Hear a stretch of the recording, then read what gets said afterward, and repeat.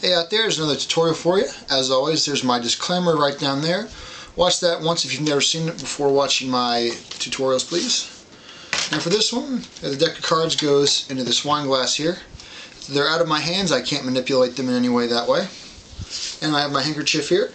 And what we're going to do is we're going to find the aces. So we'll take the first card off the top here. 9 of diamonds, that's a red card.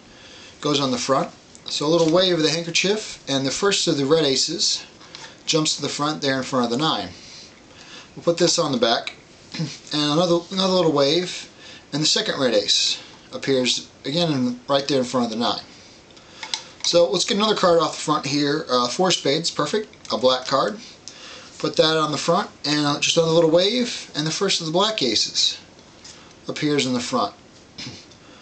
One last time here with the 4 spades in the front, a little wave, and the last ace, the ace of spades, jumps to the front there.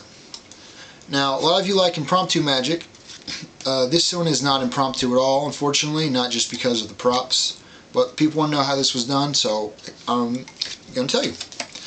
The reason I don't mind giving this one away, I'm going to tell you, is because I learned this from a Lance Burton TV special in which he taught this to the audience. Don't worry about that, I've never been busted because of that where someone else saw the same TV show or anything. Now I rushed that performance a little bit because I've got to keep the video time down.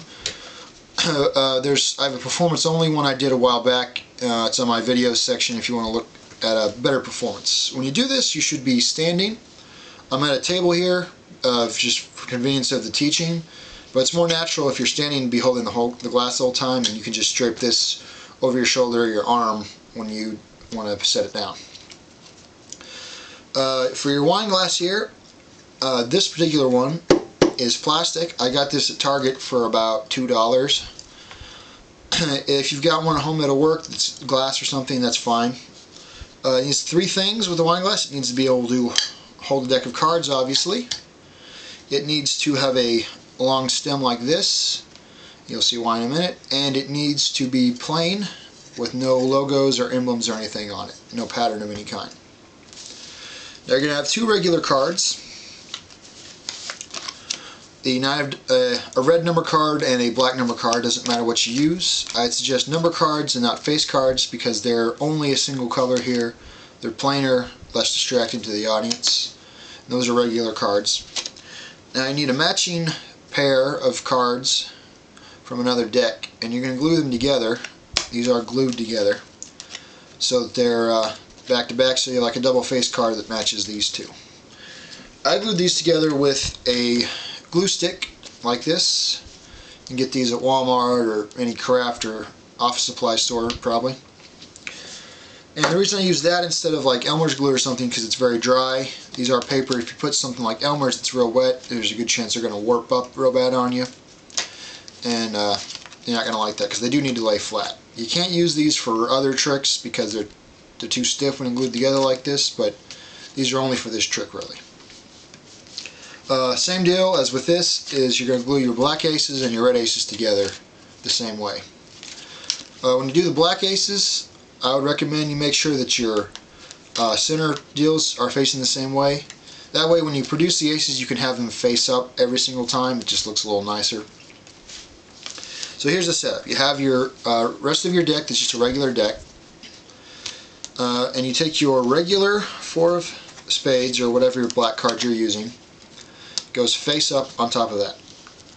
Then you take your black aces with the clubs on top, face up. Then your double back card with a double face card with the red one face up.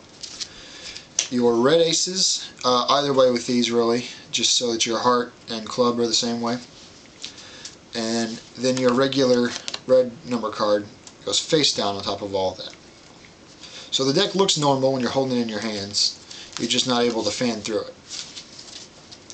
So when you pull it out of the box, and it goes into the wine glass like so, with the bottom facing the audience.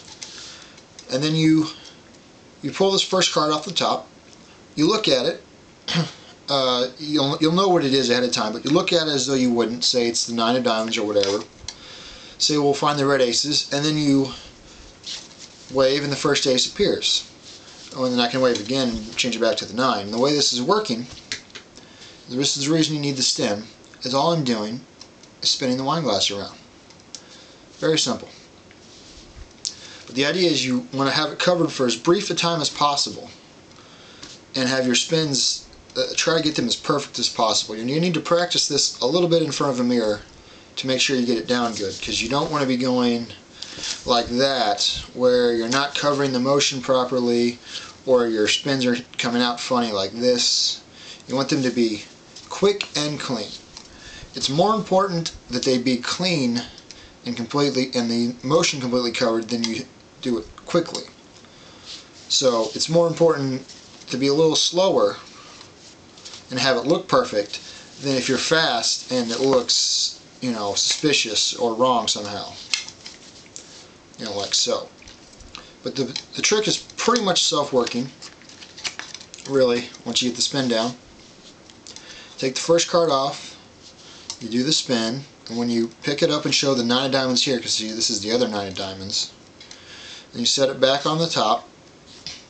Now the ace of diamonds is here, so you do the same thing to show it.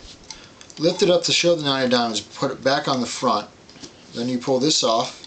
Now this should be the ace of hearts, this card, but no one's keeping track. No one ever notices that. Say it's the 4 of spades and you need to look at it again to make as though you didn't know what card it was going to be. You just be careful not to flash the back of it, because this is your double-sided card. Set it here. The ace of clubs is excuse me, looking at me here. Spin that around, again undercover. Pick it up to show that that's the 4, and there's another 4 here. Set this back down one last time. There's your ace of spades. And the reason I had you stack them with the clubs up earlier is so that you end on the ace of spades, because it has this large fancy little pattern. It just looks nicer on the finish. It's not really necessary though. And that's really all there is to it. Again, you're going to have your own cards, obviously. You're going to have this stuff with you. You can't let the audience inspect the deck because you've got these special cards in here. But from them just standing and watching it, it does look very impressive. So that's how you do aces with your wine. If you don't mind the drawbacks that it has as far as not being impromptu, then it really is a very good effect.